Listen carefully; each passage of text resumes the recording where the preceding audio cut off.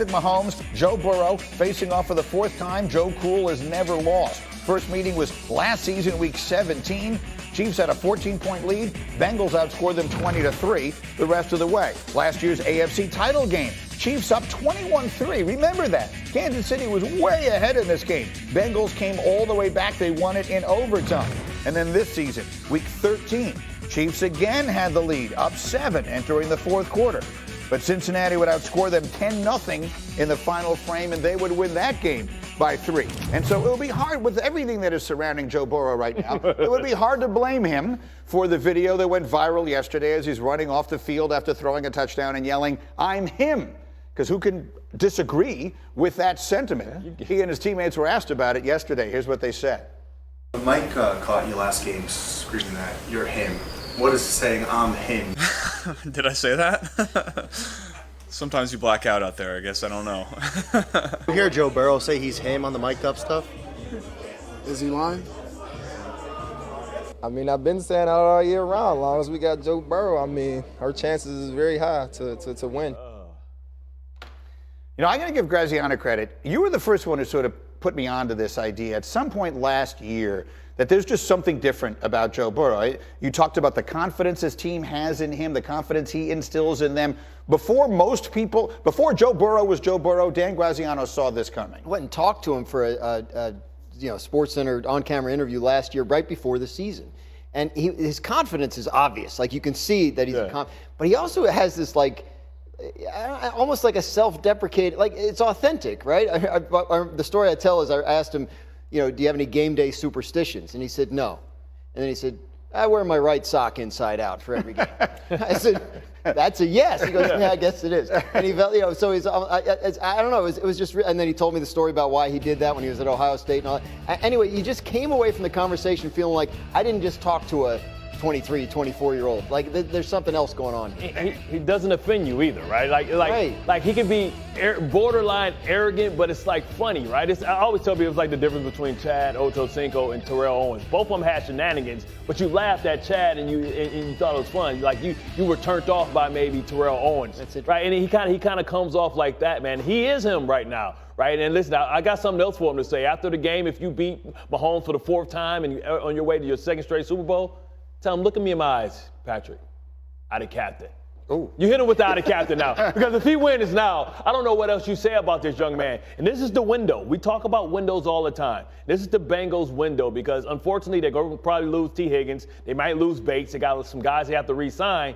You have to capitalize on a cheap quarterback that's talented. Well, according to Joe, his career is the window, right. Which is another he may think that, but we know different. Which is another thing that But Nico, the guy that people will compare him to, I compare him to Joe Namath because of the swagger. People talk about Joe Montana. And then there's the Brady comparisons. And again, it's ridiculous to compare anyone to Tom Brady. The man has won 7 Super Bowls. But something about the way he carries himself, the confidence he has, the confidence he inspires in his teammate. You played with Brady. Do you see it? Brady that cool? Yeah, definitely. I see that the ability to bring a group of guys and everybody on the team looks at you like, yep, because of this guy, we know we have a chance. And also, too, you think back the Patriot organization, like we've seen the Patriots in the last 20 years, like grow exponentially. Like they're a multi-billion-dollar franchise because of Tom Brady. Now Cincinnati, like what have they been? Now you have Joe Burrow. Like for the next 10 to 15 years,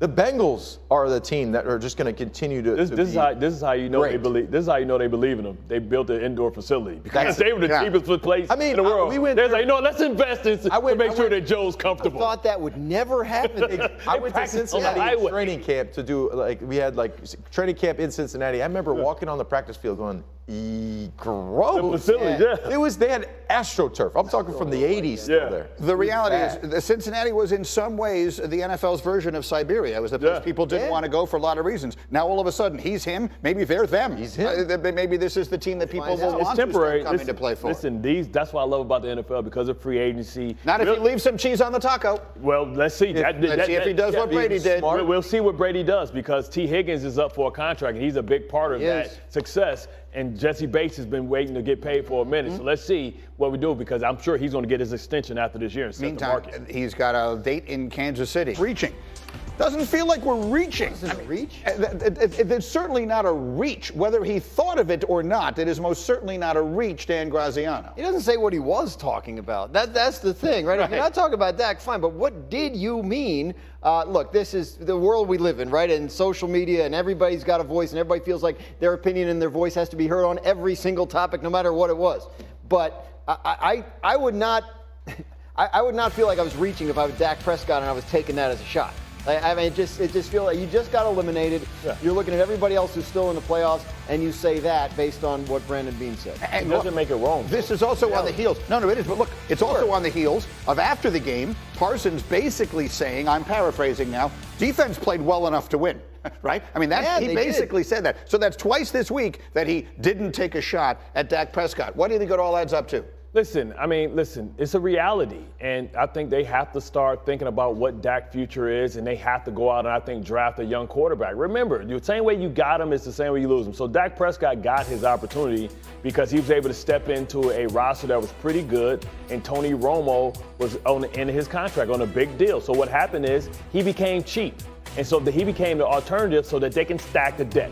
We talk about it all the time. And I was the master. Every team I was on that had success stacked the deck, right? When you say, Bart, what do you mean stack the deck? When I have a cheap quarterback, that means every other position I can go out and I can fill it with great players that are already proven. Mm-hmm. When I came here, we had Alan Faneca, Damon Woody, myself, Jason Taylor, Trevor Price. These are all people we went out and spent top dollar for. The problem is it's not sustainable. So it's two ways to win in this league.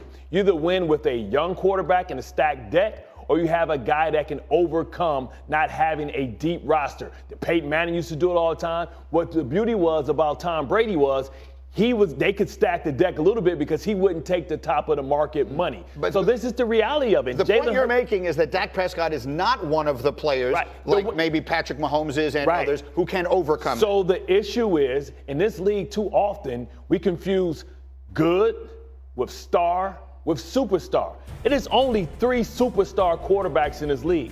It's Allen, Burrow, and Mahomes. Everybody else are to a certain extent, is a product of a system. Jalen Hurts is not a superstar. And if Philadelphia decides to pay him like he's a superstar, you have to capitalize early on in the first couple of years of a big extension because you have to start saying goodbye. Amari Cooper is not there because Dak Prescott contract is. So that means he has to overcome and make Gallup a great player. I haven't had you here this week. Obviously, Dak had a terrible game on Sunday. I mean, there's no defending it. Even those of us who remain fans of his, there's no defending the fact that he played badly and he was the first one to say it.